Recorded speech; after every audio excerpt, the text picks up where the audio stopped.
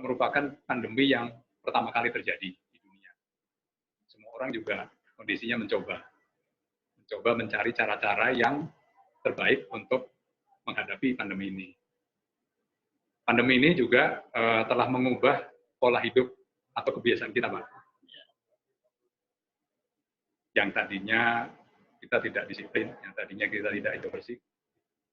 Dengan adanya pandemi ini, tentunya ada hikmah di balik itu semua. Setiap kejadian tentunya ada hikmahnya, Pak, ya. Jadi, apa sih hikmah yang terjadi dengan adanya pandemi ini? Kalau boleh kira-kira nih, Pak, saya sebutkan di sini. Pertama, kita menjadi orang yang selalu menjaga kesehatan. Menjaga kesehatan. Ya, kalau kita mempunyai tubuh yang sehat, tentunya kita bisa terhindar lah dari penyakit-penyakit itu. Modal utama itu ya. Insya Allah bisa terhindar. Modal utama kita hidup sehat.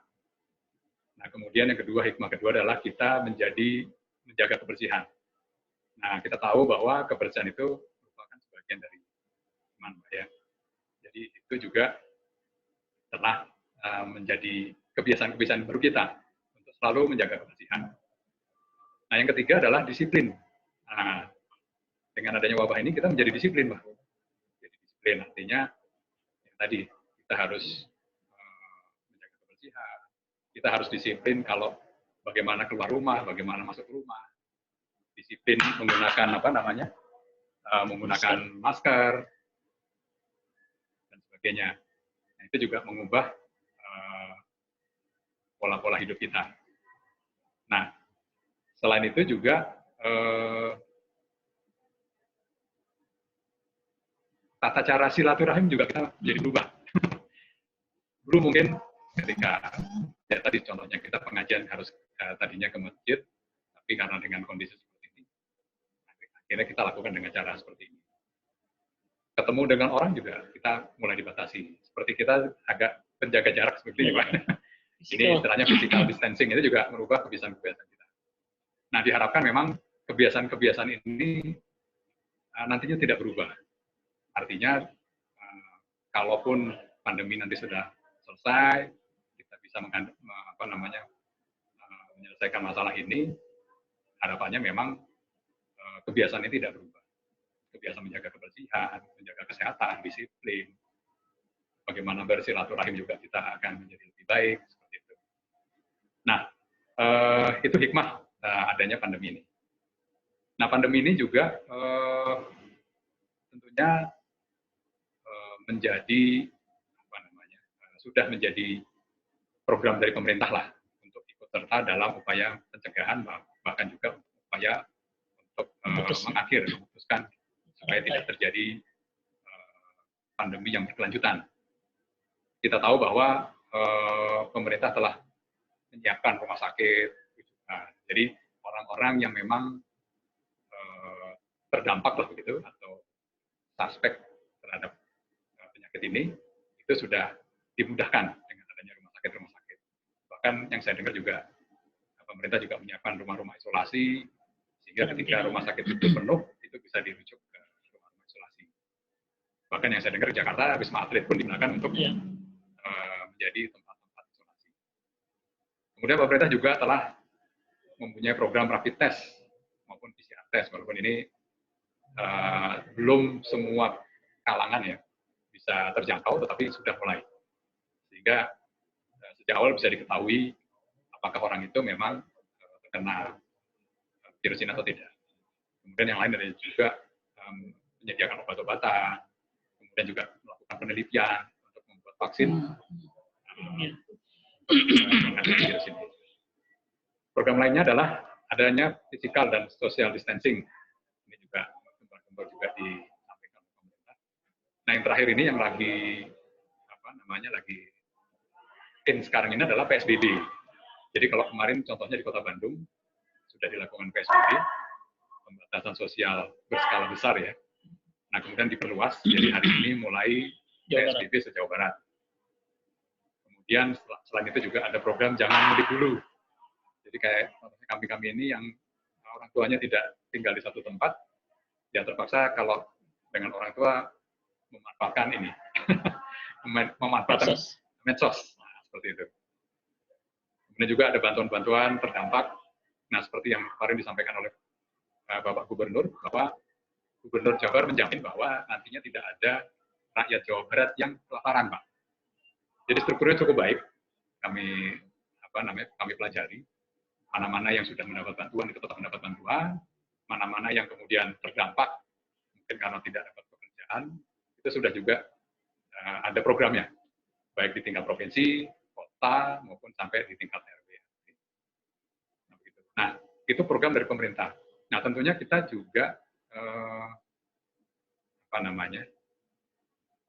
mempunyai program, Pak. Mempunyai program untuk mencegah penyebaran virus ini di kantor kami. Jadi itu kita juga memiliki program pemerintah. Apa yang telah kita lakukan? Yang pertama kita lakukan sosialisasi, Pak, di berbagai media. Di kantor-kantor contohnya kita beri standing banner, kemudian poster-poster, kemudian juga melalui media sosial kita juga seringkali menyampaikan hal-hal yang terkait dengan pencegahan virus ini. Dan dengan media ini pun sebenarnya kita melakukan sosialisasi, Pak. Jadi medianya macam-macam. Itu yang telah kita lakukan di Telkom. Kemudian yang kedua adalah screening masuk ke kantor. Jadi kalau tadi Bapak masuk ke kantor kami, yang pertama-tama si security kami akan mengukur suhu tubuh Bapak, Pak, ya. Jadi mohon maaf kalau Bapak harus diukur dulu suhunya. Nah, setelah diukur suhunya, kemudian mencuci tangan, bisa cuci tangan. Kami juga menyediakan wastafel di sini. Ada juga menggunakan hand sanitizer, kita juga siapkan. Nah, kemudian nanti Bapak ke Prondes kami, di situ akan mengisi buku tamu, dan juga ada declaration form di situ. Itu supaya kita mengetahui tamu-tamu yang masuk ke Telkom itu siapa, dan dalam beberapa waktu terakhir ini mengunjungi siapa aja. Sehingga ketika nanti, ya insya Allah tidak terjadi, Pak, ya. Kalau ada Bapak, kita tahu dan gampang melacaknya. Riwayatnya. Riwayatnya. Nah, selain itu kita juga menyediakan alat pelindung diri. Ya, tentunya bagi tenaga-tenaga security kita siapkan sarung tangan, masker. Itu untuk melindungi para petugas-petugas di garda depan kita, supaya dia tetap bisa bekerja, tetapi ya tidak terkena penyakitnya. Kemudian kita juga siapkan termogan tadi yang untuk mengukur suhu, sanitizer, wastafel portable, masker juga kita siapkan untuk karyawan-karyawan ada di sini, sarung tangan tentunya buat petugas, ada juga pakaian ini, Pak, hazmat. Nah, hazmat ini pakaian-pakaian yang sebenarnya diperuntukkan untuk tenaga medis, tapi karena tugas-tugas kami harus ke pelanggan, bukan pelanggan ya, ke rumah sakit lah contohnya. Kalau pelanggan mungkin kita tahu bahwa kalau mereka ada suspek di situ, kita coba hindari. Tapi kalau rumah sakit yang harus dipasang atau diperbaiki salurannya, nah petugas kami menggunakan hazmat. Kemudian kami juga siapkan vitamin bagi mereka, supaya mereka tetap siap dalam melaksanakan tugas. Nah, upaya apa lagi yang kita lakukan? Yang berikutnya adalah penyemprotan disinfektan. Nah, jadi memang setiap 2 minggu sekali kantor kami itu disemprot, Pak. Ya, kami berikhtiar supaya dengan penyemprotan itu virus-virus yang ada bisa mati, dan kita lebih nyaman untuk bekerja di sini. Nah, kemudian apalagi yang kita lakukan adalah kita memang akhirnya menutup beberapa kantor pelayanan kita, Pak. Kita tutup seperti plaza, kemudian di corner kita tutup. Ya, intinya adalah supaya tidak terjadi kerumunan di situ. Nah, sebagai penggantinya, ya kita upayakan dengan media-media online kita. Kita punya namanya My IndiHome. Nah, kita gunakan itu. Kalaupun ada yang harus ke plaza, nah di sana ada tenaga security, dan nanti di situ dia akan membantu pelanggan-pelanggan yang memang telah ke sana. Nah, apalagi upaya yang kita lakukan, kita juga menerapkan flexi working arrangement. Flexi working arrangement. Artinya tidak harus bekerja di kantor. Nah, kita bekerja dimanapun bisa di rumah, kalaupun harus ke kantor bisa juga di kantor, atau kita menyediakan kantor-kantor satelit. Jadi mungkin ada rekan-rekan yang tadinya bekerja di Jakarta karena harus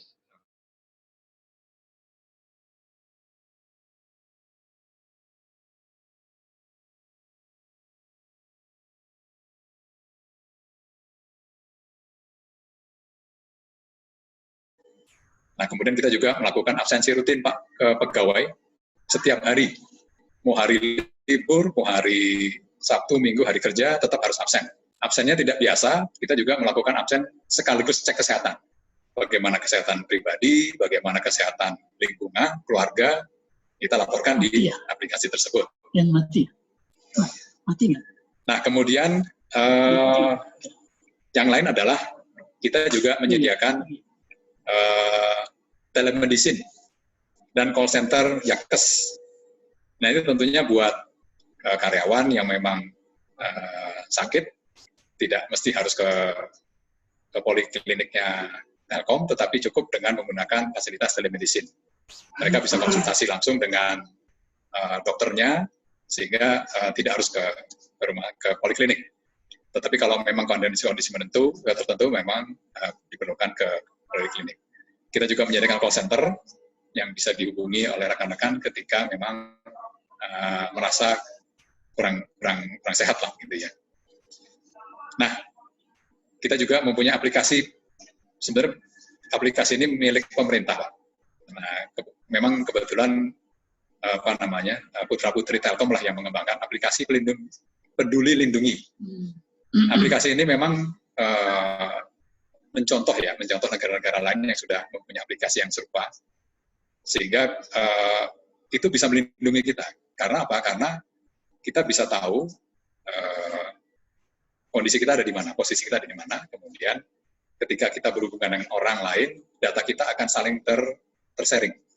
Di situ kita bisa tahu suatu saat nanti kalau misalkan orang tersebut atau siapapun yang terkena penyakit, kita bisa mengetrace dalam waktu beberapa hari terakhir ini berhubungan dengan siapa aja.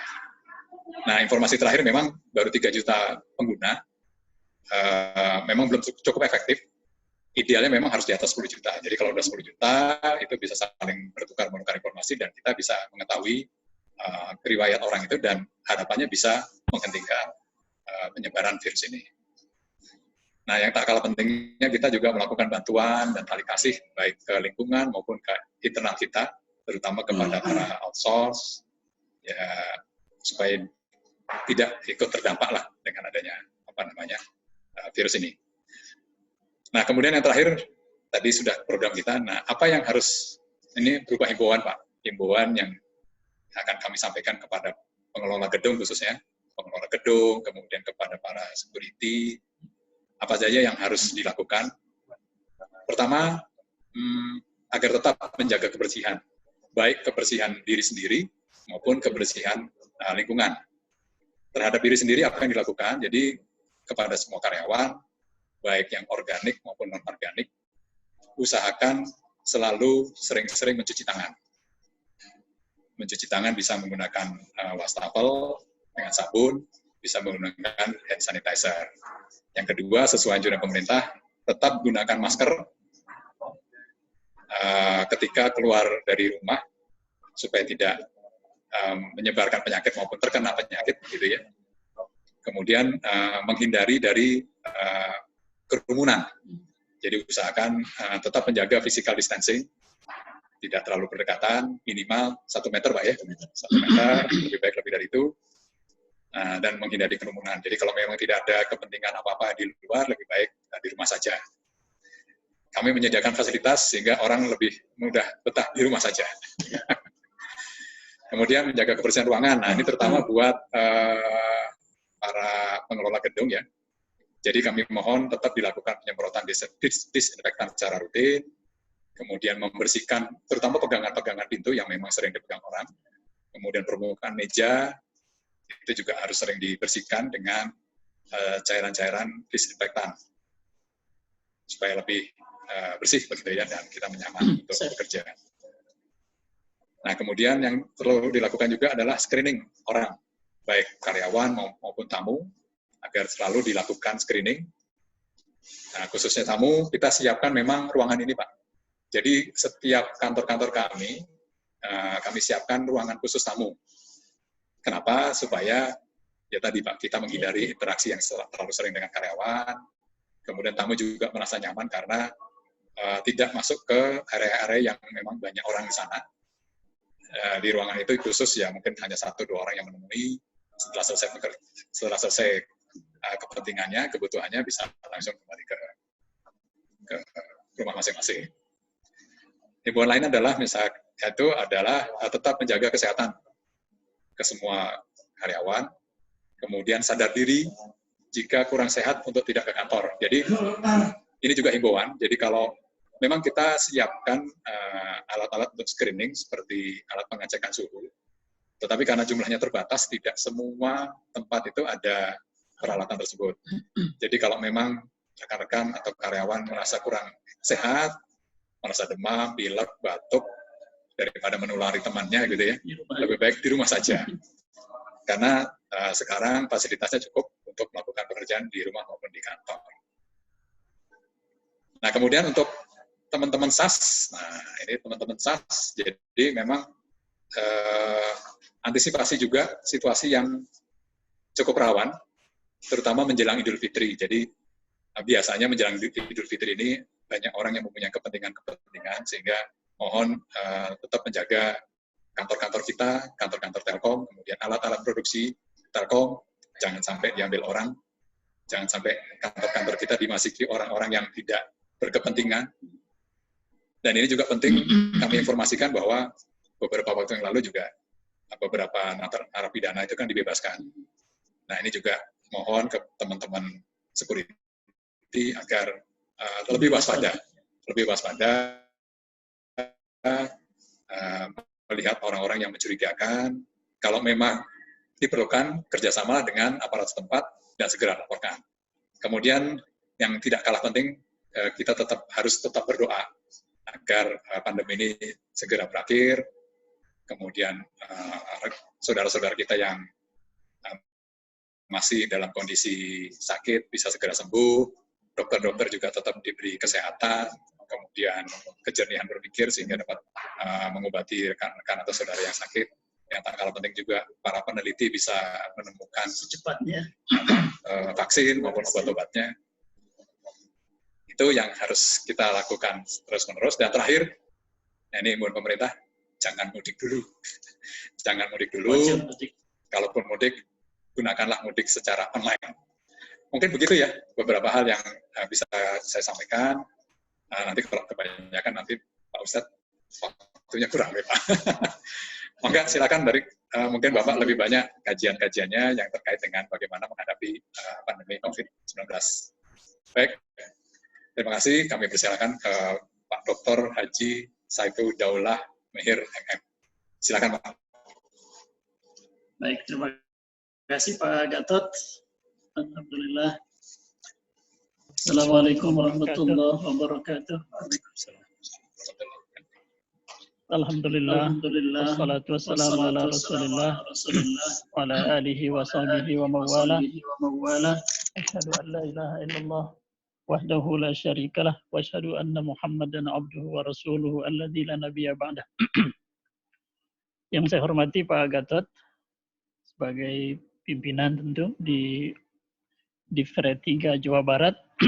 Alhamdulillah hari ini Bapak-bapak, Ibu-ibu, sahabat-sahabat sekalian di layarnya masing-masing. Kita teruskan kajian kita berkaitan dengan menjaga ketakwaan di saat pandemi COVID-19.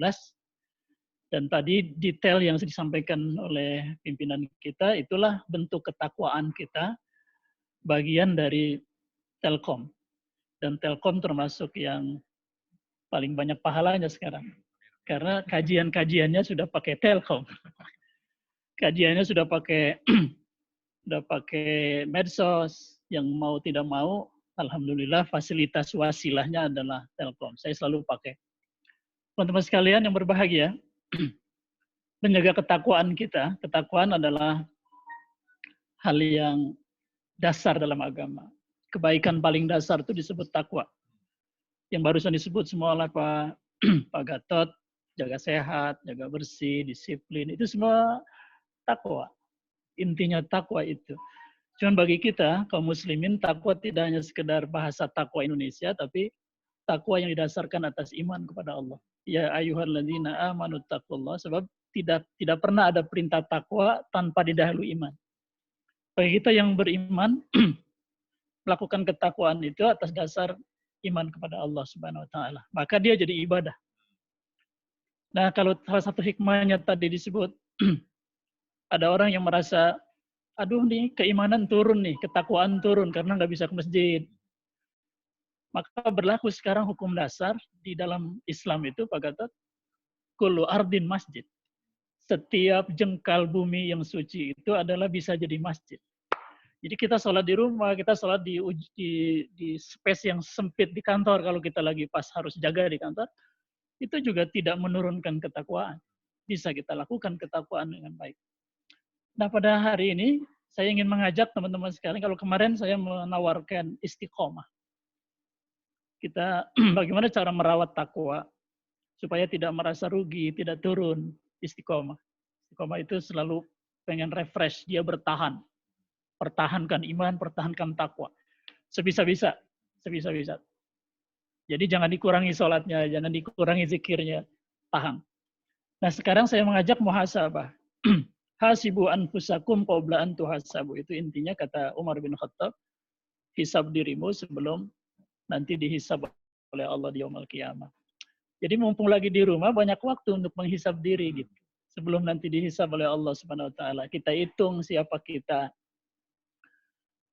Allah Subhanahu wa taala memerintahkan kita untuk apa? Untuk bermuhasabah. Itu ada di ayat 18 surat Al-Hasyr. Ya ayyuhalladzina amanu taqullaha wal tanzur nafsun ma qaddamat lighad wattaqullaha innallaha khabirum bima ta'malun. Hai orang yang beriman, bertakwalah kalian kepada Allah dan hendaklah setiap diri kalian, 270 juta sekarang di kita, wal tanzur nafsun, setiap orang harus berintrospeksi kaitan sama COVID ini. Introspeksi, apakah ini betul-betul memang ujian, apakah Allah sedang memperingatkan gitu. Kita ingatkan. Datangnya ke setiap orang. Sekarang setiap orang. Kalau COVID itu disebut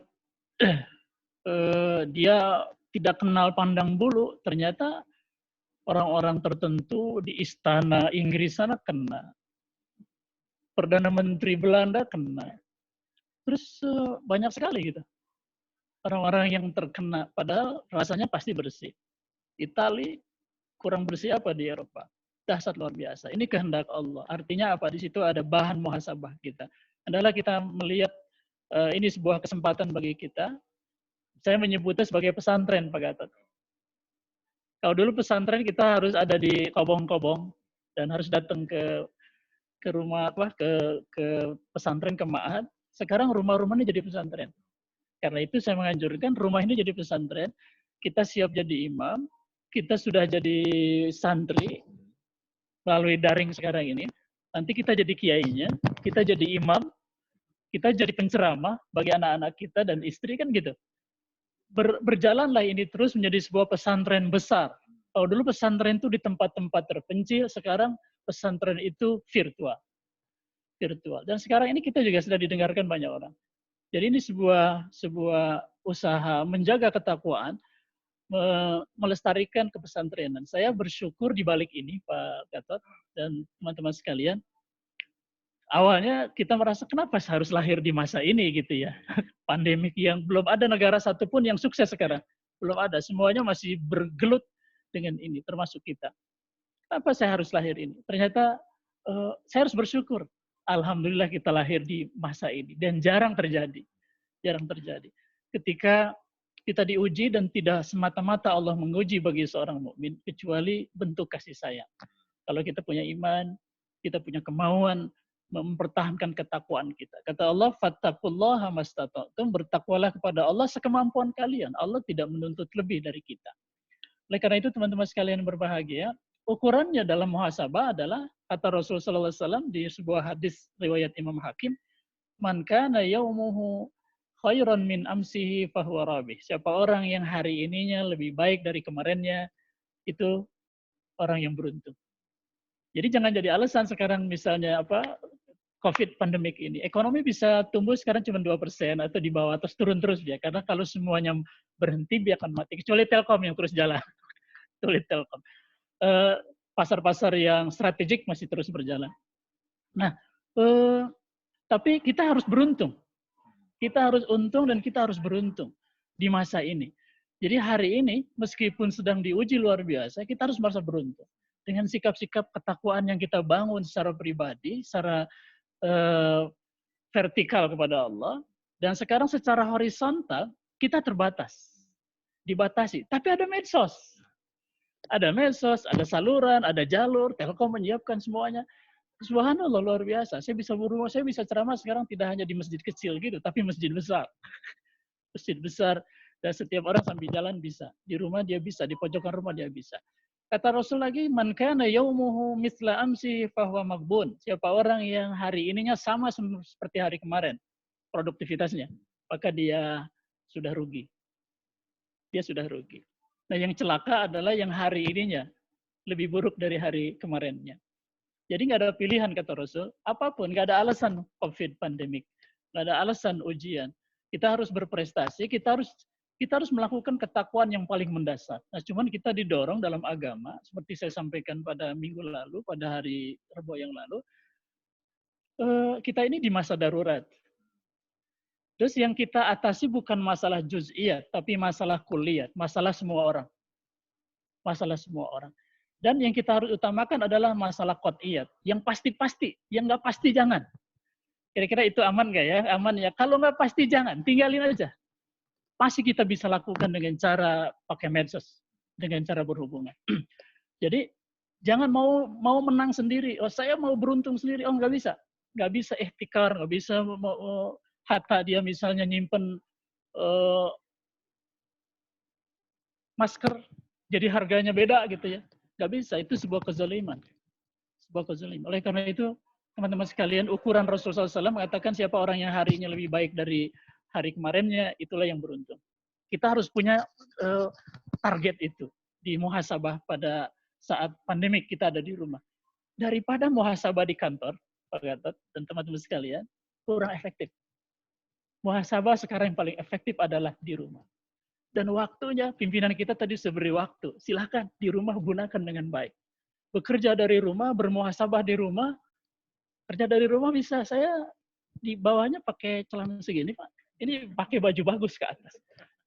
Teman-teman saya yang menjadi dosen di Unpad atau di universitas swasta lain, dia nguji pakai jas atasnya. Bawahnya pakai jas saja, pakai sarung kata dia.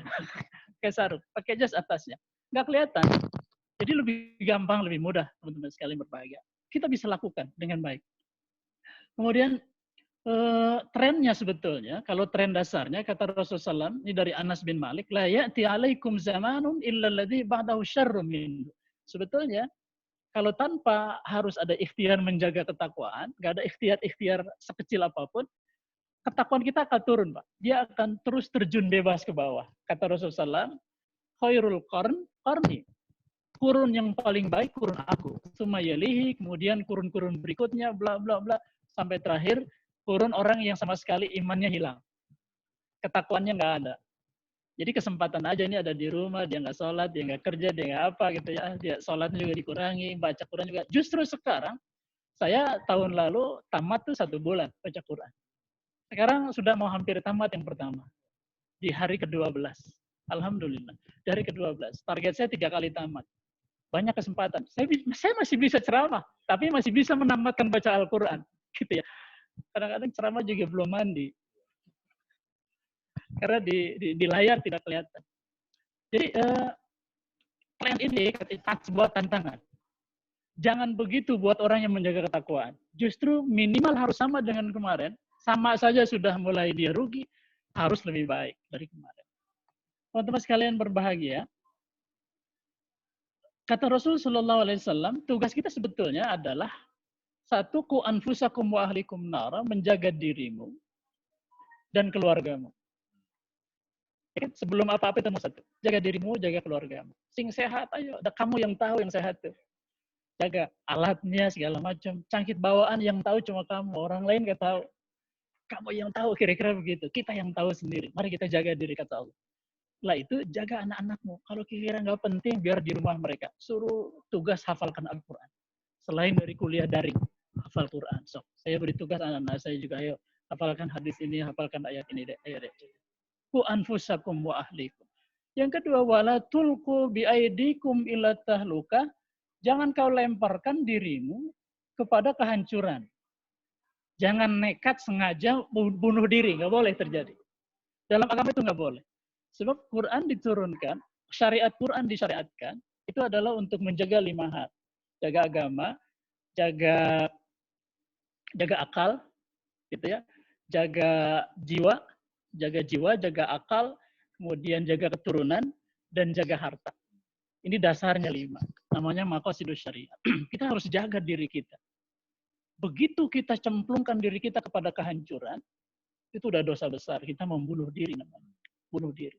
Makanya darul mafasid muqaddamun ala jalbil masalih. Kita dahulukan sekarang kemaslahatan umum. Meskipun kita harus untuk darurat berkorban. Minimal kita berkorban. Kemudian kita harus jaga, yang ketiga, tugas kita menjaga wasilah rezeki kita. Wasilah rezeki kita mana? Perusahaan yang kita bekerja di dalamnya. Allah titipkan di situ rezeki kita. Jaga dengan baik. Kalau kira-kira kedatangan kita membuat jadi mafsadat, kita jangan datang. Kita lakukan pekerjaan dari rumah, dari pakai daring, pakai tele. Lakukan dengan baik. Tadi sudah SOP-nya sudah dijalankan. Yang tugas yang keempat yang harus kita jaga adalah jaga kemaslahatan bumi ini atau Indonesia pada umumnya. Kalau Jawa Barat sudah menyatakan PSBB, kita harus taati, begitu kira-kira. Ojo mudik gitu ya. Udah tidak lagi sekarang berpikir mudik pakai maksa-maksa. Kemarin juga ada teman saya yang di kepolisian bilang ada yang maksa-maksa orang di jalan itu, di batas-batas itu. Maksa dengan berbagai cara dia pengen pulang. Dia pengen pulang. Tapi ya tidak boleh sampai nangis-nangis, sampai merayu-rayu, sampai beri uang segala macam. Ini sudah diberlakukan agar demi kemaslahatan semua. Ayo balik lagi, jangan pulang. Yang di Bandung saja. Masih bisa pakai telepon. Jadi itu tugas kita.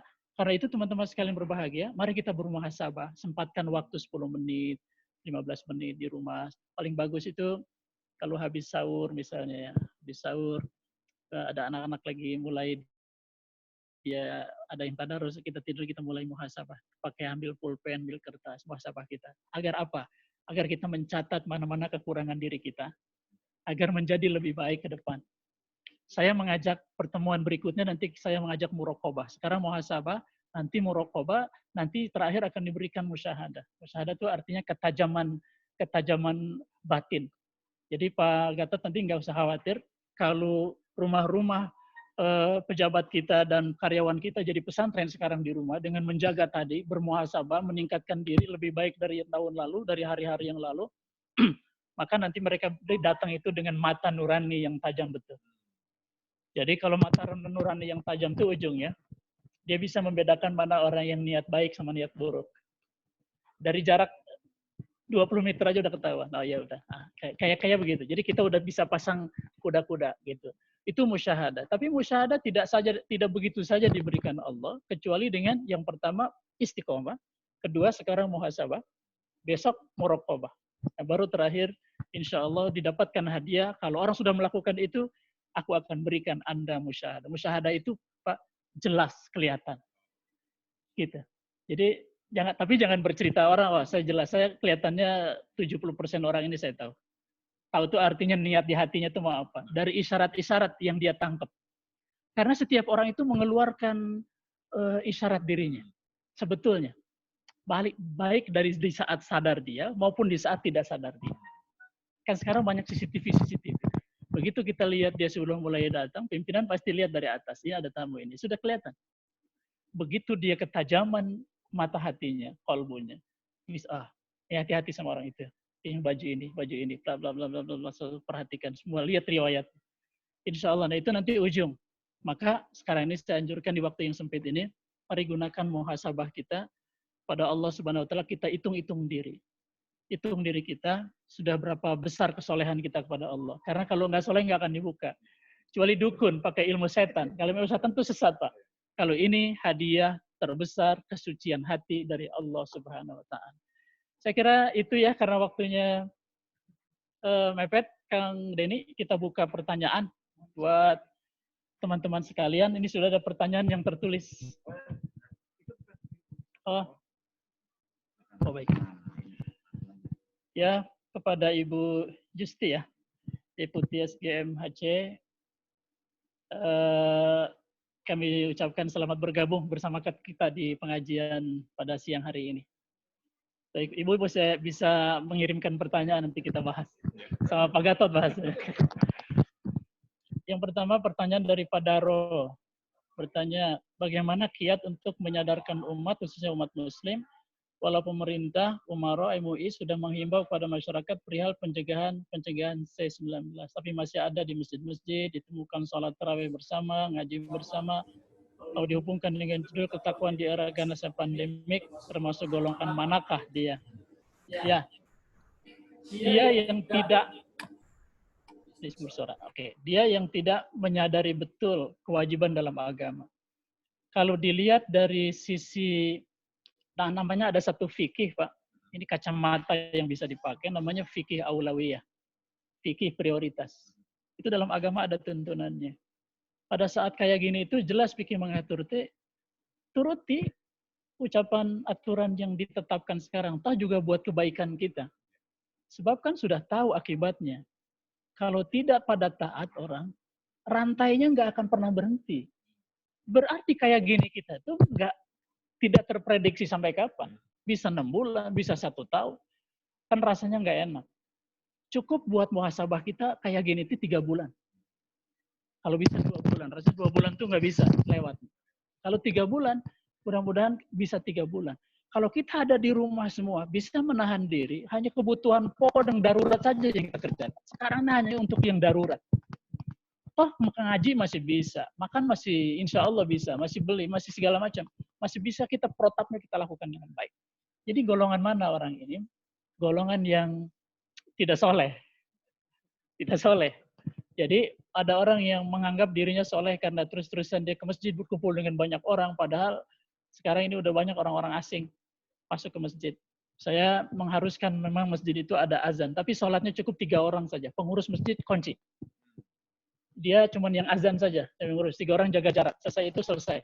Ayo pulang, jangan banyak ngobrol lagi. Supaya lalu masjidnya dikunci aja, tidak ada pendatang-pendatang baru. Kalau ada orang wajah-wajah baru dia yang melintas-lintas jalan, nggak bisa. Siapin di luar saja, ada sejadah di luar. Silakan ambil wudhu, silakan di luar. Selesai sholat, silakan jalan lagi. Kira-kira begitu. Jadi karena ini kepentingannya sangat mendasar, soal-soal darurat, dan demi umat, demi bangsa, maka kita harus patuhi. Itulah ketakwaan dan kesolehan. Berarti orang itu belum bertakwa nih Pak Daro. Ada lagi Pak?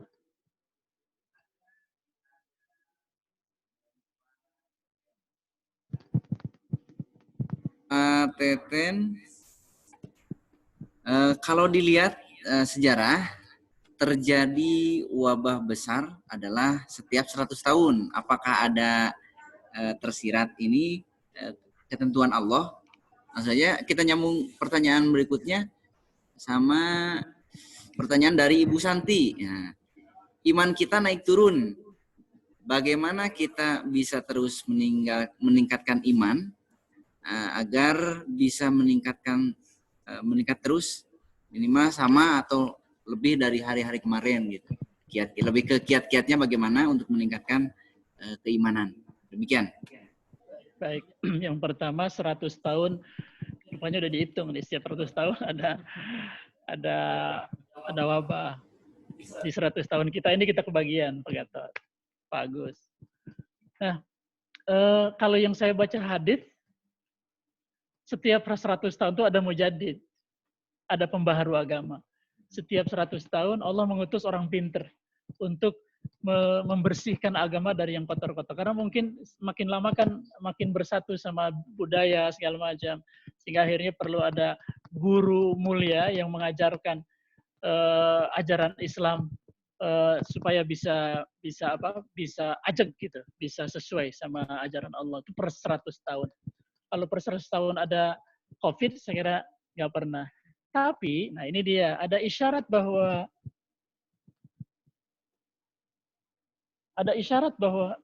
setiap ada orang soleh, pasti akan ada ujiannya.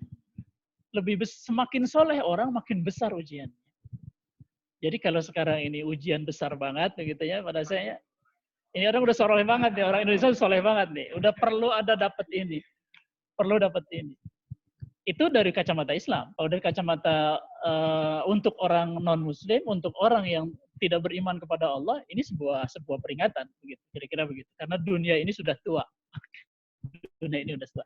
Bagi orang kayak kita ini yang selalu menjaga keimanan, ketakwaan, iman kamu meningkat sekarang, aku uji lebih berat, kira-kira begitu.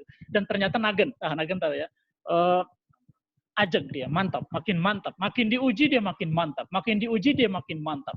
Nggak ada matinya orang mukmin, orang beriman. Nah, meskipun demikian, sabda Nabi, ini pertanyaan Bu Santi, bahwa iman itu turun naik, memang, kata Rasul. Variabel yang pengaruhnya banyak banget, sebab kalau dia lagi futur, lagi turun si imannya gitu ya, ada malas di situ, bisikan setan di situ, masuk itu melalui makanan tidak halal, melalui gambar-gambar pornografi, melalui film-film yang membuat syahwat gitu ya, itu masuknya setan. Jadi dia masuk bersemayam di dalam dada kita, sehingga kita menjadi malas. Gitu. Ada variabel luar yang menggoda, iman tuh jadi turun. Rasul bilang, al-imanu yazdad wa yanqus. Iman itu memang ampernya naik dan turun. Banyak variabelnya, itu variasi. Tapi fajadidu imanakum bila ilaha illallah, solusi Nabi itu normatif. Kata Rasulullah SAW, untuk memperbaharui imanmu lagi yang lagi turun itu kembali kepada nilai la ilaha illallah Muhammad Rasulullah. Jadi persetankan itu setan yang ada dalam diri kita, berhentikan pintu masuknya. Misalnya kalau di HP ini masih ada gambar-gambar yang nggak baik, udah aja di-zap saja. Kalau masih ada keinginan nonton film-film yang nggak bagus gitu, udah aja, buat apa sih baca-baca gitu? Atau nyimpen foto di crop gitu ya, itu udah nggak bagus lagi. Buat apa? Sebab itu bakal menurunkan dari dalam. Dari luar, dari dalamnya turun, kalau dari dalamnya lagi naik, Pak, mau digoda sama apapun dari luar nggak akan turun. Dia nggak akan dilihat, wadul basar, nggak akan ditonton, nggak akan disimpan, nggak akan di-save, nggak akan dilihat dia. Sudah dibiarkan dia berlalu karena itu godaan setan.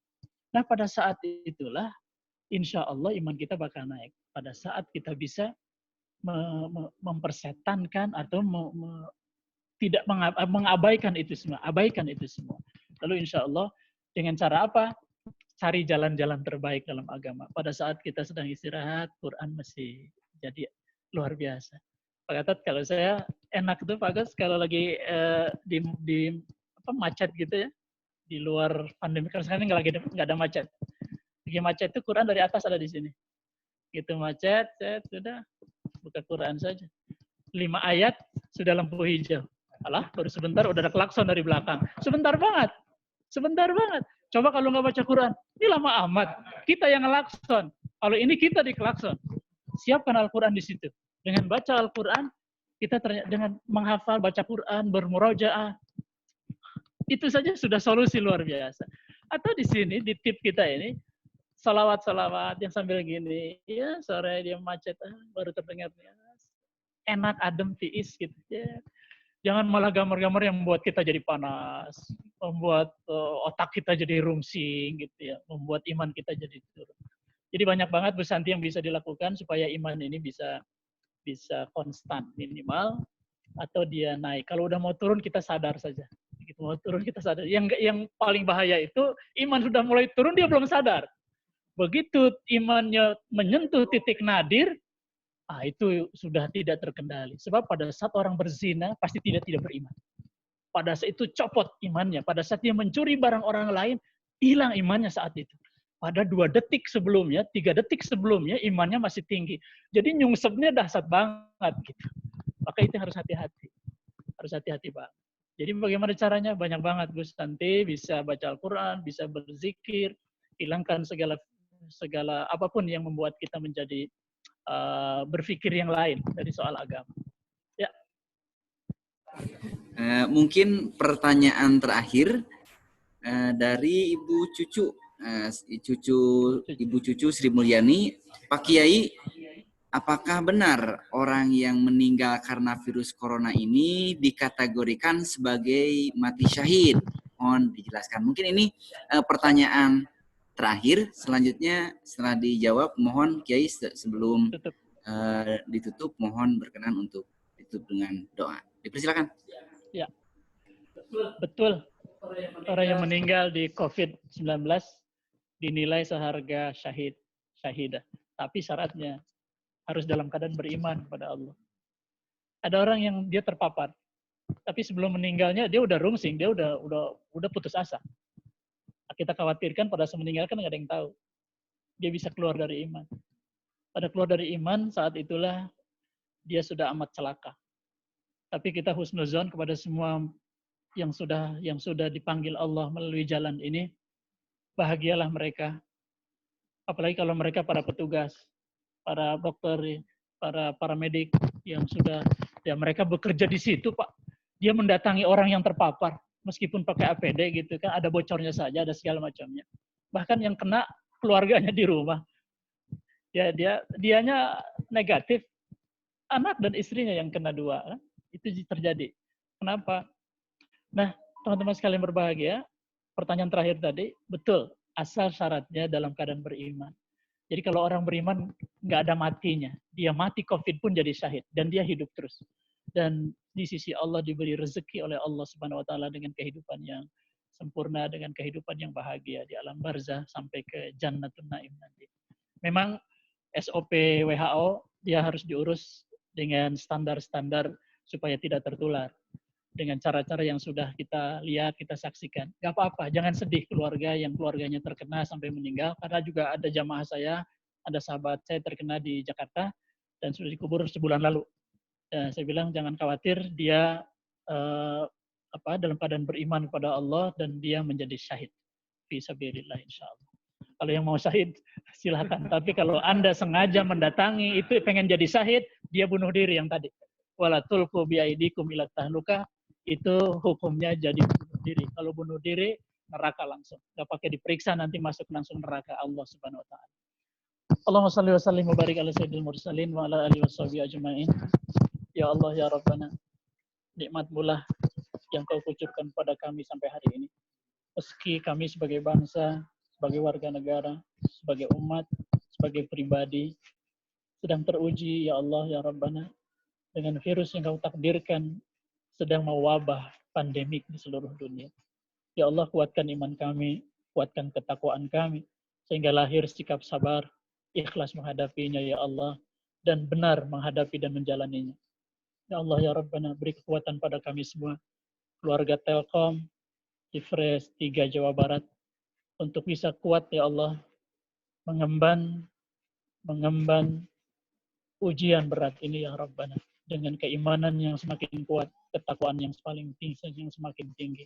Ya Allah, ya Rabbana, berkah bulan Ramadan, berkah Al-Quran, segera akhiri, ya Rabb, panggil kembali wabah ini ke tempat asalnya, sehingga kami bisa melakukan seperti sedia kala normal, setelah mendapat pelajaran berbagai hal, kedisiplinan, kebersihan, kesolehan, semuanya sudah kami dapatkan, ya Allah, berbagai hikmah selama pandemik ini.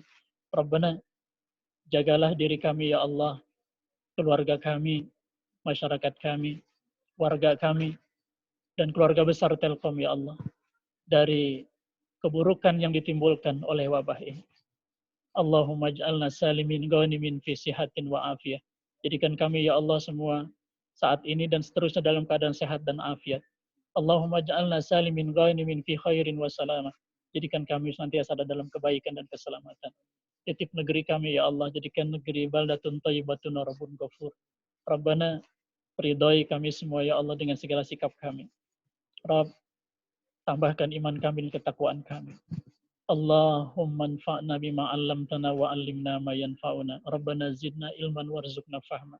Rabbana atina fid dunya hasanah wa fil akhirati hasanah wa qina azabannar. Wa adkhilna jannata ma'al abrar ya aziz ya ghaffar. Walhamdulillahi rabbil alamin. Amin ya Allah ya mujibas sailin. Terima kasih teman-teman sekalian yang sudah memfasilitasi saya Ustadz Ifud hari ini bersama Pak Gatot, Pak Agus, Pak Dase dan semua di Telkom Japati. Semoga memberi banyak manfaat bagi semua. Hadanallahu wa iyyakum ajmain. Wassalamualaikum warahmatullahi wabarakatuh. Assalamualaikum warahmatullahi wabarakatuh. Alhamdulillahirrahmanirrahim. Pengajian untuk hari ini setelah kita simak bersama. Untuk selanjutnya kami ingatkan kembali bahwa pada hari Jumat itu di jam yang sama, masih di channel yang sama, bersama Ustadz Ardiansah Asyari Hussein LCMA, tema yang akan diangkat adalah Amaliyah Ramadan Orang Bertakwa di Tengah Wabah COVID-19. Mudah-mudahan kita pada saatnya bisa ikut bergabung. Semoga aktivitas kita bernilai ibadah, menjadi kunci kesuksesan, keberkahan bagi kehidupan kita bersama. Mungkin untuk pengajian kali ini dicukupkan. Subhanakallahumma bihamdika asyhadu an la ilaha illa anta astaghfiruka wa atubu ilaik. Wassalamualaikum warahmatullahi wabarakatuh.